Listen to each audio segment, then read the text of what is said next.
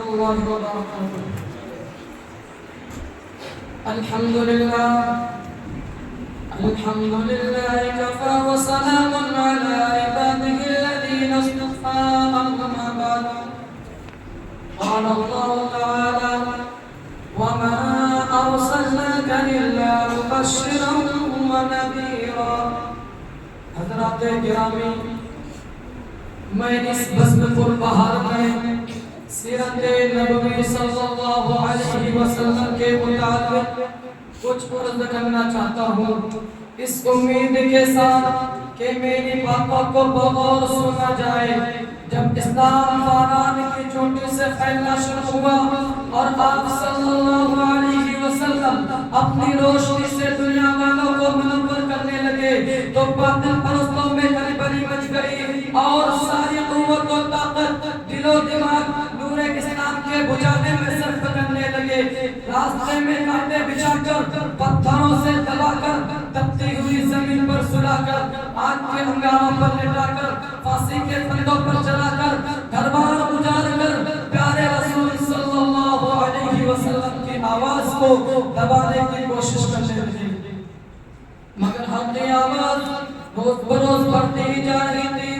حضرات، سات نبوی محرم کا مہینہ ہے کہ مکہ کے تمام لیڈروں نے مل کر ایک میٹنگ کی۔ ابو جہل نے پوری قوم کو للکارا کہ غیور عربو، جس کو ہم بچہ کا کھیل سمجھ رہے تھے، وہ آج ہمارے دین اور عزت و آبرو کے لیے طوفان بن چکا ہے۔ جس دن کا چرچا محمد کر رہے تھے، ان کے ماننے والوں کی تعداد روز بروز بڑھتی ہی جا رہی ہے، ہماری خداؤں کی توہین کی جا رہی ہے، جھٹلایا اور ٹھکرایا جا رہا ہے۔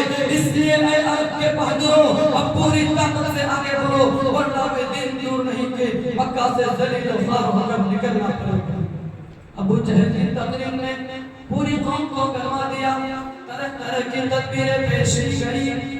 بڑی دیر کے بعد ایک ہولناک تدبیر پاس ہوئی کہ محمد اور ان کے ماننے والوں کا بالکل بائیکاٹ کر دیا جائے، ان سے خرید و فروخت، سلام و کلام، لین دین بالکل بند کر دیا جائے۔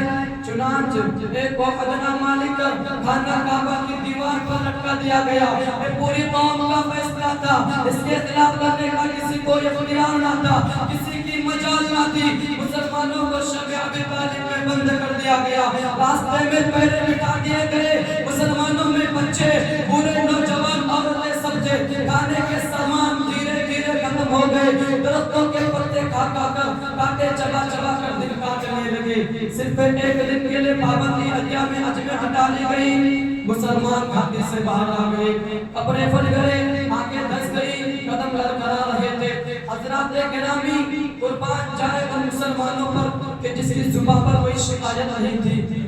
مسلمانوں کی خستہ حالت دیکھ کر کفار لہکا لگا رہے تھے اور کہہ رہے تھے کہ اے مسلمانوں، کیا تم اپنے آبا و اجداد کا دین چھوڑ کر ہلاک و برباد ہو رہے ہو؟ تم اپنی محمد کا ساتھ چھوڑ دو، ہم تم سے ساری پابندیاں ہٹا لیں گے۔ مگر مسلمانوں نے جواب دیا کہ کفار سن لو، ہم حق پا چکے ہیں، ہم دربار محمد میں اقرار محمد کر چکے ہیں، ہم پر اسرار محمد کھل چکے ہیں، انوار محمد سے ہم فیضیاب ہو چکے ہیں، گفتار محمد نے ہمیں محو کر دیا ہے، لہذا ہم طوفان سے ٹکرا سکتے ہیں، خون کے دریا پا سکتے ہیں، آگ کے بستر پر سو سکتے ہیں، بھوک سے تڑپ تڑپ کر دم توڑ سکتے ہیں، مگر مصطفیٰ کی رسالت کا انکار نہیں کر سکتے۔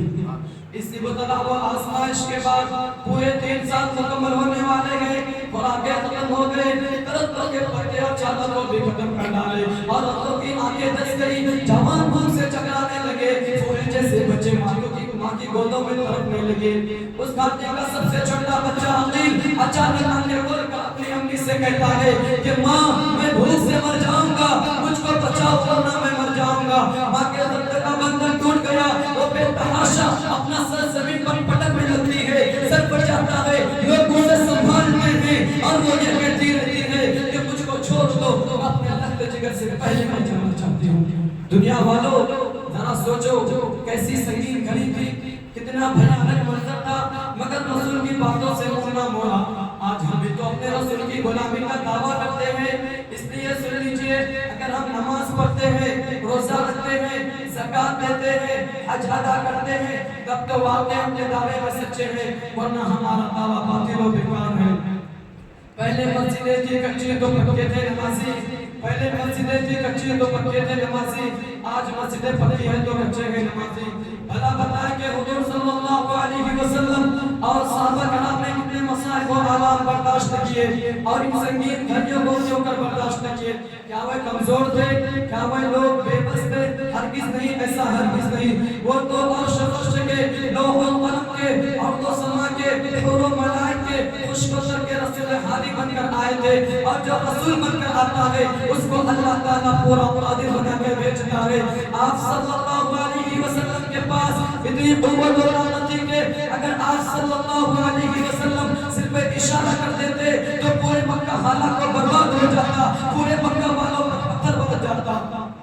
بہرحال عقیل اور ان کی والدہ کو دیکھ کر مکہ میں کوہرام مچ گیا تھا۔ سرکار دو عالم صلی اللہ علیہ وسلم سجدے میں گرے ہوئے تھے۔ ابو طالب جو آپ کے چچا ہیں آتے ہیں اور کہتے ہیں کہ بھتیجے اب برداشت کی طاقت نہیں، اب تلوار چلانے کی اجازت دو۔ حضور صلی اللہ علیہ وسلم نے فرمایا انشاءاللہ آج ہم لوگ اس گھاٹی سے نکل جائیں گے۔ مسلمان پورے 3 سال کے بعد دین و دنیا سلامت لے کر اس گھاٹی سے باہر آ گئی۔ میرے دوستو، بہت کچھ کرنے کے بعد یہ دین ہم تک پہنچا ہے اور ہمارا حال یہ ہے کہ ہم اس کا مذاق اڑاتے ہیں۔ حضور صلی اللہ علیہ وسلم ہمیشہ اپنی امت کے نجات کے لیے غمگین رہا کرتے تھے، راتوں رات اپنی امت کی بخشش کے لیے خدا تعالیٰ سے دعائیں مانگتے تھے اور رویا کرتے تھے۔ اسی حال میں ایک دن حضرت جبرائیل علیہ السلام تشریف لاتے ہیں اور یہ خوشخبری اور پیغام سناتے ہیں کہ اے حضرت العزت شہنشاہ عالی جان، اللہ نے آپ کو سلام فرمایا ہے۔ حضرت جبرائیل علیہ السلام جانتے تھے کہ حضور آخر کس وجہ سے غمگین رہتے ہیں، پھر بھی دریافت کرتے ہیں کہ آپ غمگین کیوں رہتے ہیں۔ فوراً حضور صلی اللہ علیہ وسلم فرماتے ہیں کہ نہ جانے میری امت کے ساتھ قیامت کے دن کیسا معاملہ ہونا ہے۔ حضرت جبرائیل علیہ السلام حضور کو لے کر ایک قبرستان کے پاس گئے جہاں کافر و مومنوں دونوں طرح کے مردے مدفون تھے۔ حضرت جبرائیل علیہ السلام ایک مسلمان کی قبر پر ہاتھ مارتے ہوئے کہتے ہیں مردہ جو ہی آواز سنتا ہے فوراً باہر آتا ہے، اس ہاتھ میں کہ اس کا چہرہ روشن ہے اور اسے کلمہ توحید لا الہ الا اللہ محمد رسول اللہ کی آواز آ رہی ہے۔ آپ صلی اللہ علیہ وسلم نے اس کا ملاحظہ فرمایا۔ پھر اسی طرح حضرت جبرائیل علیہ السلام ایک مشرک اپنا قبر پر ہاتھ مارتے ہوئے کہتے ہیں تم باذن اللہ، یہ سنتے ہی مشرک باہر آیا، اس ہاتھ میں کہ اس کا چہرہ کالا تھا اور منہ سے بھاری افسوس کی آواز آ رہی تھی۔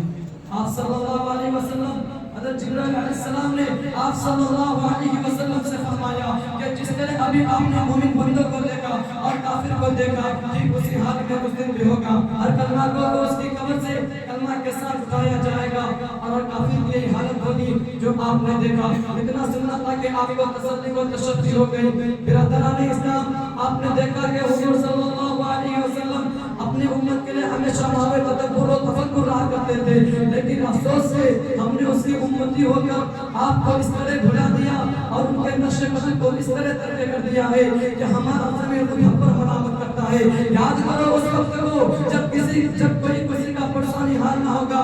آپ صلی اللہ علیہ وسلم ارشاد فرماتے ہیں کہ کل قیامت کے دن اللہ تعالیٰ ایک شخص کو بلائیں گے اور بڑے بڑے دفتر دکھلا کر فرمائیں گے اے فلاں دیکھ یہ تیرے گناہوں کے دفتر ہیں۔ میں اپنی باتوں کو یہی سے ختم کرتا ہوں۔ آخر الدعوانا الحمدللہ رب العالمین۔ ماشاءاللہ محمد